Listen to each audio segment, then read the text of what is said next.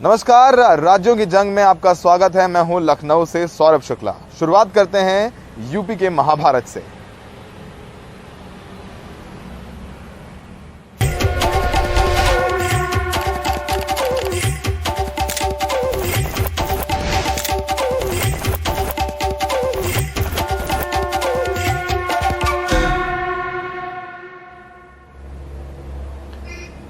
मुलायम सिंह यादव की छोटी बहू अपर्णा यादव समाजवादी पार्टी छोड़कर आज बीजेपी में शामिल हो गई। अपर्णा यादव ने कहा कि वो प्रधानमंत्री मोदी की नीतियों से प्रभावित होकर राष्ट्रवादी पार्टी में जा रही हैं। तो अखिलेश यादव ने पलटवार करते हुए कहा कि अपर्णा यादव के बीजेपी जाने से बीजेपी में समाजवाद का प्रसार होगा। देखिए ये रिपोर्ट।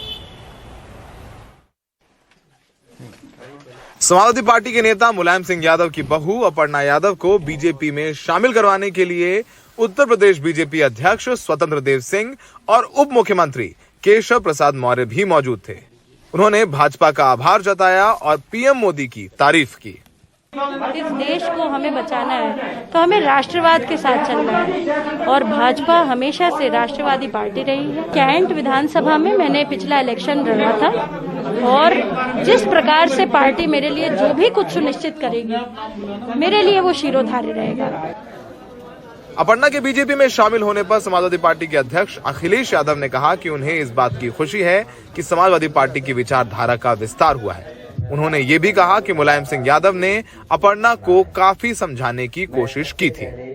सबसे पहले तो मैं बधाई दूंगा और शुभकामनाएं, और साथ ही साथ हमें खुशी इस बात की है कि समाजवादी विचारधारा का विस्तार हो रहा है। समाजवादी विचारधारा का विस्तार जो हो रहा है, मुझे उम्मीद है कि हमारी विचारधारा वहां भी पहुंच करके और संविधान और लोकतंत्र को बचाने का काम होगा। आपको लगता है नेताजी का आशीर्वाद होगा इस तरह? नेताजी ने बहुत कोशिश की समझाने की। अपर्णा यादव मुलायम सिंह के छोटे बेटे प्रतीक की पत्नी है। प्रतीक मुलायम सिंह की दूसरी पत्नी साधना गुप्ता के बेटे हैं। अपर्णा 2017 में सपा के टिकट पर लखनऊ कैंट से चुनाव लड़ी। अपर्णा योगी आदित्यनाथ की करीबी हैं। योगी सरकार ने अपर्णा को वायु सुरक्षा दे रखी है। अपर्णा के पति प्रतीक यादव राजनीति में नहीं है। अपर्णा यादव के बीजेपी में शामिल होने के बाद एक बार फिर परिवार की लड़ाई घर की दहलीज पार कर बाहर आ गई है। अखिलेश सरकार के कार्यकाल के अंतिम दिनों में जिस तरीके से परिवार में कलह मची और परिवार बिखरा, उसका असर चुनावी नतीजों में दिखाई दिया था। अपर्णा यादव के भारतीय जनता पार्टी ज्वाइन करने से समाजवादी पार्टी को एक सांकेतिक नुकसान तो जरूर हो सकता है, पर इसका बहुत बड़ा राजनीतिक नुकसान हो जाए ऐसा होता दिखाई नहीं दे रहा है। बीजेपी ने भी अपर्णा यादव को इसलिए लिया है क्योंकि वो मुलायम के परिवार की हैं। ऐसा कोई उनका जनाधार हो लखनऊ में ऐसा नहीं है। ना ही वो बहुत ज़्यादा लोगों से मिलती हैं, ना ही वो कभी किसी नीति को लेकर के इतना ज़्यादा मुखर रही हैं। सहयोगी राजेश गुप्ता के साथ लखनऊ में Saurabh Shukla, NDTV India. Samajwadi party के प्रमुख अखिलेश यादव ने कहा है कि अगर वो चुनाव लड़ेंगे तो वो आजमगढ़ की जनता से अनुमति लेने के बाद ही लड़ेंगे।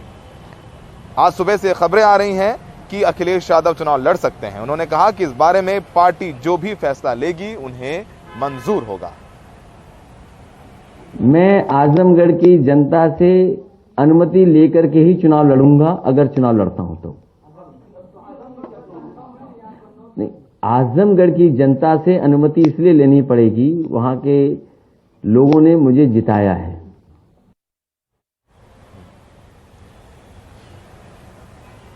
आगरा में नामांकन का दौर शुरू हो गया है। तमाम बड़े नेता आज नामांकन दर्ज करने अपना पहुंचे। इसमें एक बड़ा नाम है बेबी रानी मौर्य का। उत्तराखंड की गवर्नर थी और वो वहां से उनको पद छोड़ करके उत्तर प्रदेश बुलाया गया है। उन्होंने आज आगरा ग्रामीण से अपना नामांकन दाखिल किया। देखिए हमारे सहयोगी नसीम की आगरा से ये रिपोर्ट।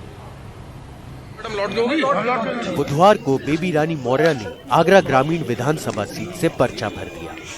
माना जा रहा है कि उत्तराखंड की राज्यपाल रह चुकी बेबी रानी मौर्य को उनकी दलित पहचान की वजह से बीजेपी ने यूपी में उतारा है। देखिए, सेवा का भाव है मेरे में और मैंने इच्छा व्यक्त की कि मैं सेवा करना चाहती हूँ। और जब मुझे ग्रामीण की ये विधानसभा मिली है तो मेरा मन बड़ा अच्छा हो गया कि मुझे उन लोगों के बीच में जाने का मौका मिला, कार्य करने का मौका मिला है। इसी के तहत मैं चुनाव लड़ रही हूँ और ग्रामीण जो की जनता है, हमारे कार्यकर्ता हैं, उनमें अपार उत्साह है। वो इतने खुश हैं कि चलिए अब हम केवल 10 फरवरी का इंतजार कर रहे हैं, लगभग चुनाव जीता हुआ था। 50 लाख की आबादी वाले आगरा में 15% दलित आबादी है, यानी करीब 7.5 लाख वोट। लेकिन राजनीति यहाँ रंग बदलती रही है। 2007 में बीएसपी ने यहाँ की 9 में 7 सीटें जीती थीं। 2012 में उसे यहाँ 6 सीटें मिलीं, मगर 2017 में सारी की सारी 9 सीटें बीजेपी के कब्जे में चली गईं। हालांकि बीएसपी के समर्थक कहते हैं इस बार सूरत फिर बदलेगी। 4 महीने पहले जो हमने एक रिहर्सल हुआ था जिला पंचायत के चुनाव का, उस रिहर्सल में पूरे आगरा पर भगवा झंडे, भगवा होर्डिंग, भगवा ये वो सब, हमारा कहीं 5 होर्डिंग थे तो उनके 95 होर्डिंग थे। लेकिन बहुजन समाज पार्टी के उम्मीदवारों ने परचम लहराया और सबसे ज्यादा सीटें 23 सीटें जीतकर 1 नंबर पर रही। तो आप देख रहे हैं, रिजल्ट आपके सामने है। वो सेमीफाइनल हम खेल चुके हैं, उसमें हम विजयी हुए थे। अब तो ये फाइनल होने वाला है, इसमें हमारा सब होमवर्क पूरा तैयार है। अब हमें तो बस इंतजार है 10 तारीख का। बुधवार को ही कांग्रेस उम्मीदवार उपेंद्र सिंह ने भी यहां से पर्चा भरा। उन्हें अंदाजा है कि बीजेपी की चुनौती आसान नहीं। 2017 में सपा के साथ तालमेल के बावजूद वो कई मुकाबले में नहीं थे। इस बार फिर उम्मीद बांध रहे हैं। उत्तराखंड के वो गवर्नर रहने के बावजूद अगर कोई भी कार्य उन्होंने यहाँ पे आगरा क्षेत्र के लिए या आगरा ग्रामीण विधानसभा क्षेत्र के लिए कुछ किया हो तो उसका एक भी बताएं, कम से कम जनता जानना चाहती है। तो 3.5 साल में हमने बहुत सारे काम कराए हैं और जिनके की कार्य आपको दिखाई पड़ेंगे, आप जा करके देखेंगे।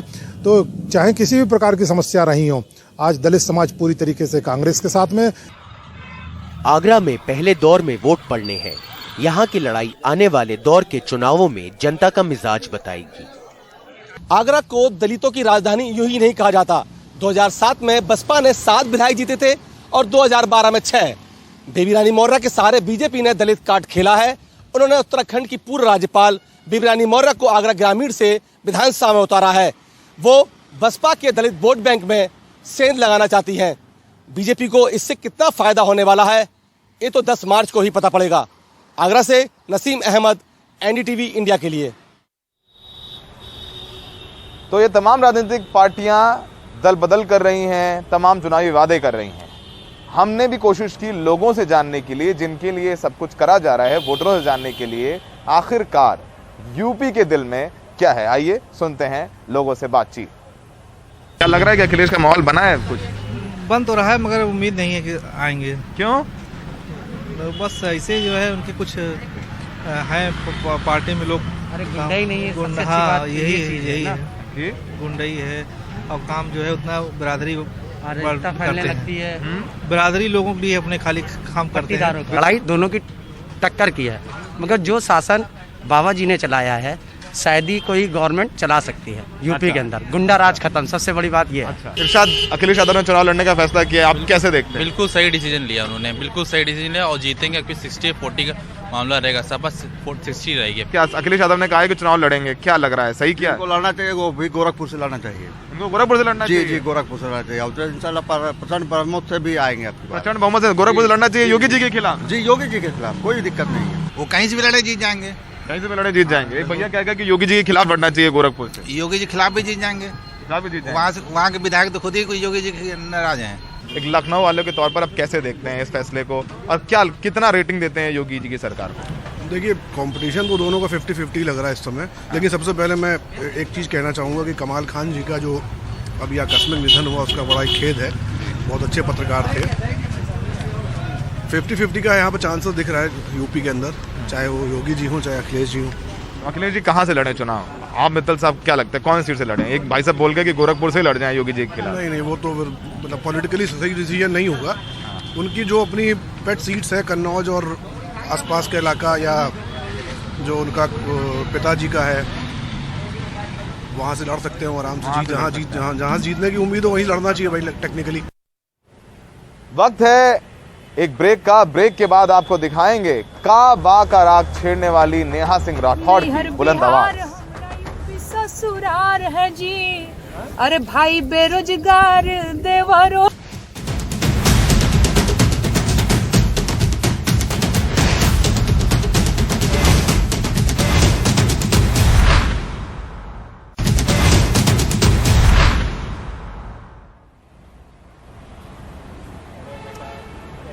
पंजाब के चुनाव से पहले ईडी को लेकर के सियासत गर्म हो गई है। सूत्रों के माने तो ईडी ने आज अवैध खनन को लेकर के छापेमारी की है, जिसमें ईडी को अब तक 10 करोड़ रुपए बरामद हुए हैं। इसमें कहा जा रहा है कि 8 करोड़ रुपए पंजाब के मुख्यमंत्री सीएम चन्नी के भांजे के हैं। इसको लेकर के सीएम चन्नी ने केंद्र सरकार पर हमला बोला है। देखिए हमारे सहयोगी मुकेश सिंह सेंगर की ये रिपोर्ट। बिस्तर पर रखी नोटों की ये गड्डियां ईडी ने बरामद की हैं। ईडी सूत्रों का दावा है कि ये पैसा पंजाब के मुख्यमंत्री चरणजीत सिंह चन्नी के भतीजे भूपेंद्र सिंह हनी और उसके सहयोगियों के घर से बरामद हुआ है। करीब 8 करोड़ रुपया हनी के घर से, जबकि बाकी 2 करोड़ रुपए उसके सहयोगियों के घर से बरामद हुए हैं।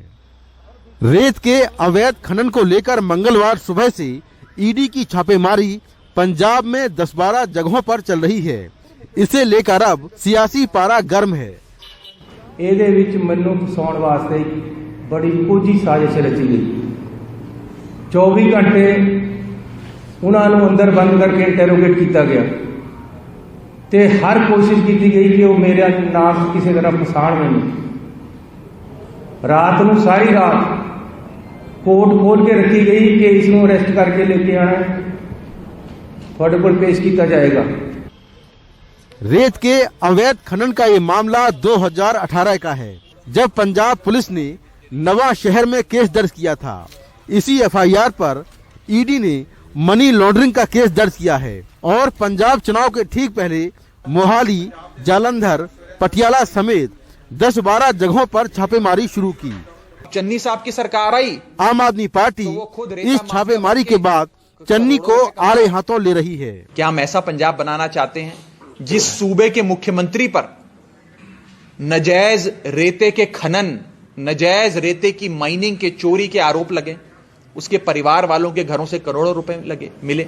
चन्नी साहब की सरकार आई तो वो खुद रेता माफिया बनके करोड़ों रुपए कमा रहे हैं। बड़ी बड़ी एजेंसियों की रेडें इन पे हो रही हैं। क्या फर्क रह गया बादलों में और चन्नी साहब में, ये मैं आज पूछना चाहता हूं।